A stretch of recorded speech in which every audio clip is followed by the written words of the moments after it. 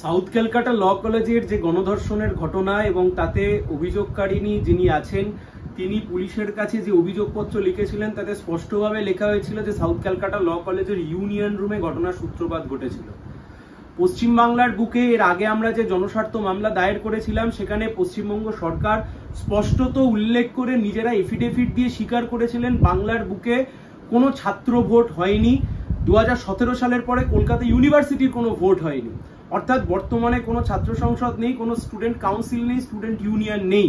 তাহলে যেখানে কোনো স্টুডেন্ট কাউন্সিল নেই, স্টুডেন্ট ইউনিয়ন নেই, যখন সব ডিফাঙ্ক্ট অবস্থায় রয়েছে, তাহলে কিভাবে ছাত্র সংসদ রুমগুলো চলছে, এই অবৈধ ছাত্র ইউনিয়ন রুমগুলো, অফিসগুলো কিভাবে চলছে? কর্তৃপক্ষ তারা স্টুডেন্ট ইউনিয়ন ফিস পর্যন্ত কালেক্ট করছেন এবং এর বাইরেও যেহেতু মামলা সাবজুডিস রয়েছে আমরা সবটা বলছি না, এবং উচ্চ স্তরের নেতা মন্ত্রীরা তারা স্টুডেন্ট ইউনিয়ন নেই কিন্তু সেই স্টুডেন্ট ইউনিয়নকে চিঠি লিখে শুভেচ্ছা বার্তা জানাচ্ছেন। একটা গোটাটাই হজবরল জায়গায় দাঁড়িয়ে আছে এবং দক্ষিণ কলকাতা ল কলেজের যে ধর্ষণের ঘটনা তার শুরুয়াত হয়েছে, সেই ঘটনার সূত্রপাত ঘটেছে সেই স্টুডেন্ট ইউনিয়ন রুমে।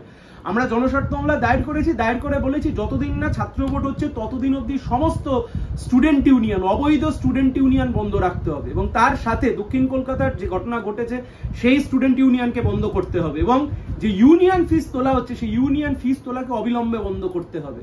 কারা ছাত্র ভোট নেই কিন্তু কারা এই স্টুডেন্ট ফেস্টিভ্যাল করাচ্ছে, কলেজ সোশ্যাল করাচ্ছে, কোটি কোটি টাকা খরচা হচ্ছে, কোথা থেকে আসছে টাকা, কে দিচ্ছে টাকা, কারুর কাছে কোনো প্রশ্নের উত্তর নেই, কোনো অ্যাকাউন্টেবিলিটি নেই।